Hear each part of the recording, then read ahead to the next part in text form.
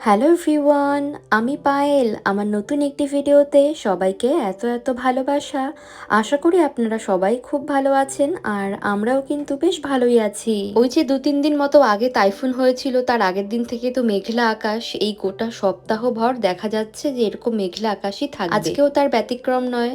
তো জানেন তো, এরকম ওয়েদার থাকলে না কাজকর্মে একেবারেই মন বসে না, এমনি এমনি খালি খালি যেন শরীরটা বড় খারাপ করে। আমার সাথে তো এমন হয়, জানি না আপনাদের কার কার সাথে এমন হয়। আমার মনে হয় আবহাওয়ার সাথে না মনের একটা টান আছে।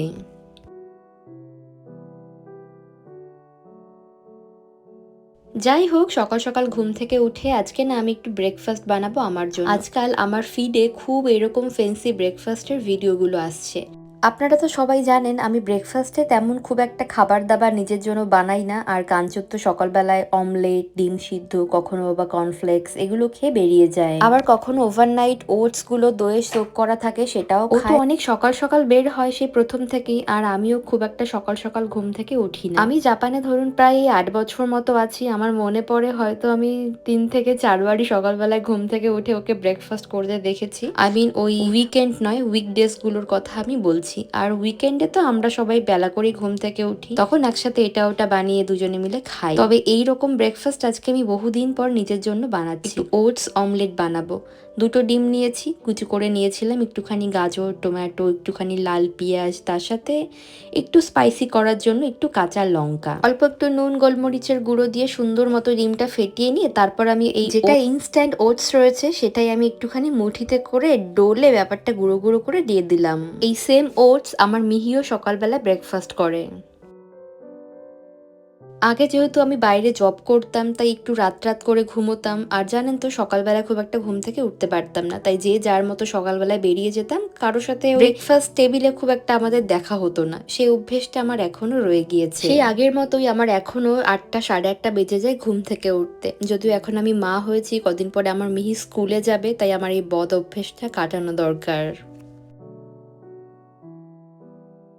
যাই হোক, আজকে এই অমলেটটা না আমি এক্সট্রা ভার্জিন অলিভ অয়েলে ভাজবো। আজকাল আমার মিহিও এই অলিভ অয়েল দিয়ে তেল খাওয়া শুরু করেছে। ব্যাপারটা হেলদি হেলদি রাখার জন্য একদম অল্প তেল দিলাম, তারপরও মনে হচ্ছে একটু বেশি পড়ে গিয়েছে, তাই আমি না অন্য একটা বাটিতে একটু তুলে রেখেছিলাম। তো তেলটা যখন অল্প অল্প গরম হলো, তখন আমি এই অমলেট বা ওটসের যে মিশ্রণটা সেটাই ঢেলে দিলাম। ওটস রয়েছে, আবার ব্যাপারটার মধ্যে অনেক সবজি, সাথে 2খানা ডিম রয়েছে, তাই অনেকক্ষণ পেট ভরা থাকবে। ব্যাপারটা বেশ হেলদি হেলদি আর অনেকটা হেভি। আমি যতদূর জানি এই অলিভ অয়েল বা অ্যাভোকাডো অয়েল যেগুলো এক্সট্রা ভার্জিন রয়েছে, সেগুলো না খুব বেশি গরম করে রান্না করতে নেই। অল্প হিট হওয়ার সঙ্গে সঙ্গেই খাবারের মিশ্রণ ঢালতে হয়, তাতে নাকি এসব তেলের গুণাগুণ বজায় থাকে। বেশ, দেখুন অমলেটটা সুন্দর ভাজা হয়ে গেল। আমি না উল্টানোর সময় এটাকে দুভাগ করে ফেলেছিলাম, এতটা বেশি ভারী হয়ে গিয়েছে, তাই স্প্যাচুলা দিয়ে ব্যাপারটা ঠিক উঠছিল না। 2টো লেটুস পাতা নিয়েছি একটু গার্নিশিং এর জন্য, পরে সালাড হিসাবেও খেয়ে নেবো ওই অমলেটের সাথে সাথেই। আর আমার মিহি তো এখন ঘুম থেকে উঠে ও খেলা করছে, দাঁড়ান ওর কাছে নিয়ে যাই, দেখি ও কি করে। চান ব্রেকফাস্ট ব্রেকফাস্ট।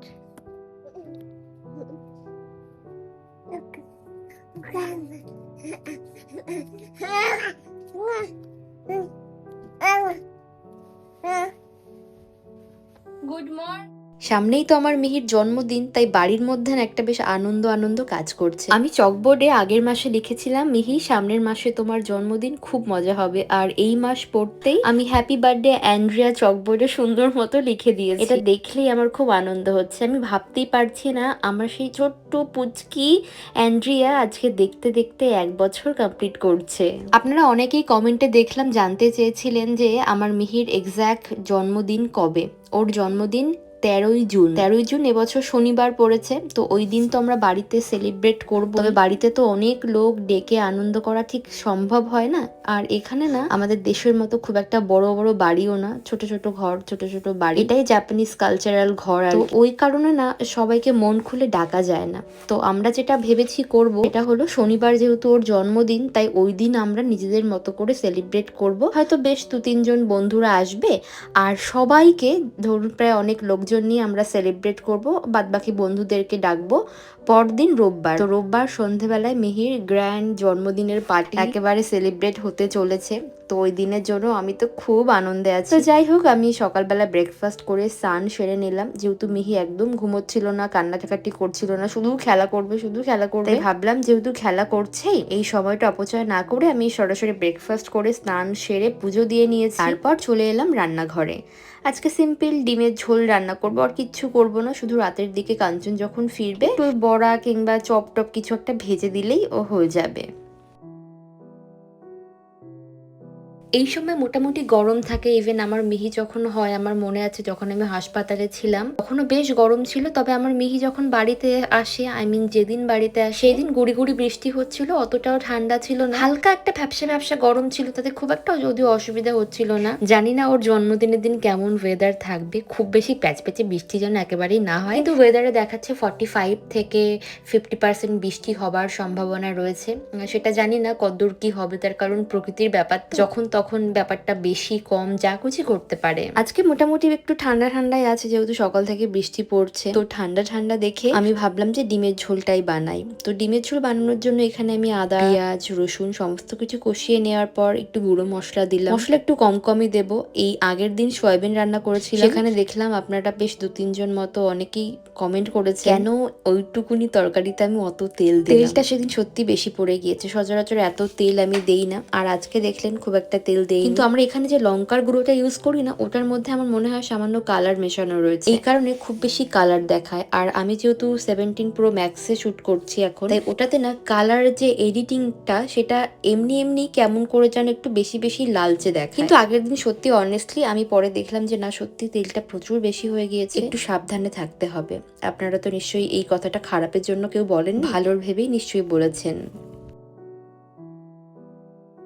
যাই হোক, এখানে মশলা কষিয়ে নেওয়ার পর সিদ্ধ আলুগুলো দিলাম, ভেজে রাখা ডিমগুলো একে একে দিয়ে এবার আমি একটু কষিয়ে নেব। আগে জানেন তো, যখন ডিমের ঝোল রান্না করতাম, ওই ধরুন প্রায় 2 বছর মতো আগেও, আমার মিহি পেটে আসার আগে, আর তখন আমি একেবারে রসুন আদা ব্যবহার করতাম না ডিমের ঝোলে, শুধুমাত্র পেঁয়াজ আর প্রত্যেক দিনের গুঁড়ো মশলা ব্যবহার করেই এই ডিমের পাতলা ঝোলটা বানাতাম। তবে সবার কমেন্ট, এত কমেন্ট পড়তো ওই পেঁয়াজ রসুন আদা কেন আমি দিচ্ছি না, তো তারপর আমি দেওয়া শুরু করলাম। তারপর দেখলাম সত্যি না, আদা রসুন ব্যবহার করলেই বরং খেতে সেটা আরো বেশি ভালো হয়। তো যাই হোক, আমি সমস্ত মশলা কষিয়ে গরম জল দিয়ে ঝোলের জন্য তারপর ঢেকে দিয়েছি। আলু তো সিদ্ধ করাই রয়েছে, আর কষানো তো আগেই হয়ে গেল, আর ডিম তো ভাজাই আছে, খুব একটা সময় এমনিতেও এসব তরকারিতে লাগে না। তো যাই হোক, ঢাকা দিয়ে বেশ কিছুক্ষণ রান্না করার পর ঝোলটা যখন একটু কমে এলো, তখন আর ওর মধ্যে না আমি একটুখানি ভাজা জিরের গুঁড়ো আর সামান্য বাড়িতে বানানো যে গরম মশলা গুঁড়ো আমি ইউজ করি, সেটাই অল্প একটু অ্যাড করে দিয়েছিলাম। ভালো করে নেড়েচেড়ে আরো কিছুক্ষণ রেস্টে রাখলাম। এবার দেখুন, দেখেছেন কি সুন্দর রংটা এসছে। ডিমের ঝোল একটু পাতলা পাতলা ঝোল, এরকম লাল লাল হলে খেতে যে কি অমৃত লাগে গরম ভাতে। তো যাকে, আমার মিহির ওদিকে লাঞ্চের সময় যেহেতু হয়ে যাচ্ছে,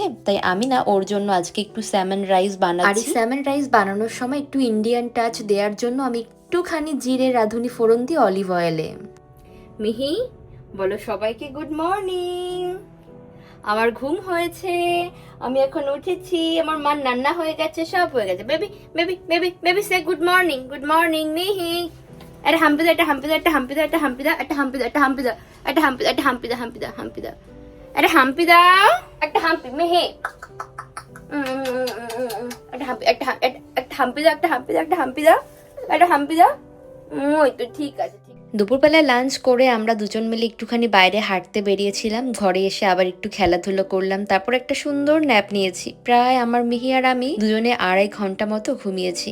এখন ওই প্রায় 5টা বাজতে চললো, ধরুন ওই 4:50-55 মতো বাজে। এখন মিহির জন্য আমি একটা ডিম সিদ্ধ করেছি। এর আগে পর্যন্ত আমি মিহিকে ডিমের সাদা অংশটা খেতে দিতাম না, শুধুমাত্র কুসুমি ওকে দিতাম। তবে আজকাল আমি ডিমের কুসুমের সাথে ওই সাদা অংশটাও ব্লেন্ড করে দিচ্ছি, যাতে ব্যাপারটা ওর গিলতে সুবিধে হয় আর হজমও তাড়াতাড়ি হতে পারে। ঘর মোছো, ঘর মোছো, ভালো করে ঘর মোছো, ভালো করে ঘর মোছো। দিম্মা থাম্মা যেমন করে ঘর মুছতো, মরম করে মোছো বেবি, মোছো মোছো মোছো মোছো। ওটা পরিষ্কার একটা বক্স বেবি। চলো ডিম খেতে হবে, ডিম খেতে হবে, এসো মাম্মা। মিচ্চান, মিচ্চান এসো, ডিম খেতে হবে, এসো এসো এসো, ডিম ডিম ডিম ডিম। মিহি মিহি মিহি, না ডিম খেতে হবে, চলো এসো। আচ্ছা পুকুরি,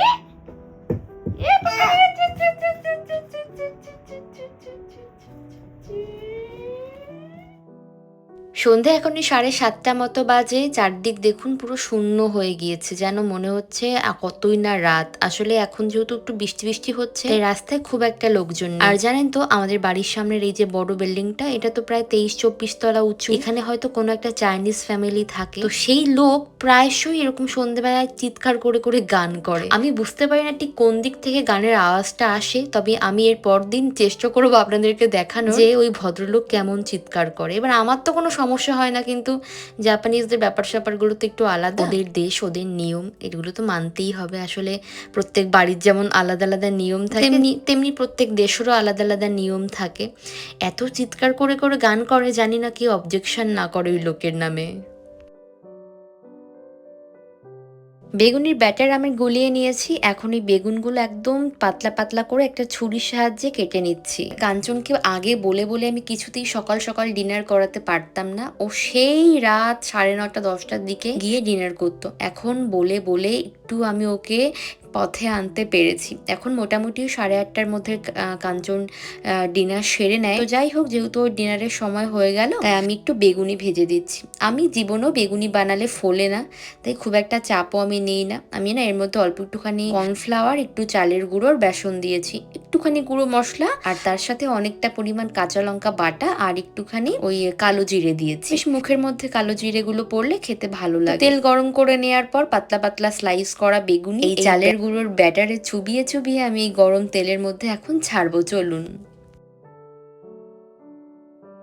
আজকে অনেক দিন পরে আমি এরকম ডুবো ডুবো তেলে চপ ভাজছি। জানেন তো, এই চপ ভাজতে গেলে কিন্তু আমার মুড়ির কথা খুব মনে পড়ে। তবে আমি তো মুড়ি খেতে একদম পছন্দ করি না। কাঞ্চন খুব ভালোবাসে, কিন্তু এখন তো রাতের খাবার সময়, তাই আজকে আর মুড়ি নয়। ওদিকে কাঞ্চনের মুখ থেকে একটা খেতে না খেতেই অন্যটার আবদার এসে হাজির। বলছে কোনো এক ছুটির দিন দেখে আলু সিদ্ধ আর পেঁয়াজ দিয়ে পেঁয়াজি বানাবে, সেটার সাথে নাকি ও মুড়ি আর কাঁচা লঙ্কা চিবিয়ে চিবিয়ে খাবে।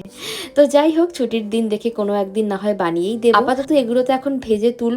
তার আগে একটা প্লেটে সুন্দর মতো একটা আমি কিচেন ন্যাপকিন দিলাম, যাতে তেলটা সুন্দর মতো শোক করে। কিছু শুকনো লঙ্কাও ভাজতে দিলাম ভাত দিয়ে খাওয়ার জন্য। তো চলুন, আজকের ভিডিওটা না হয় এখানেই শেষ করছি। সবাই খুব ভালো থাকবেন, সুস্থ থাকবেন। Tata, bye bye.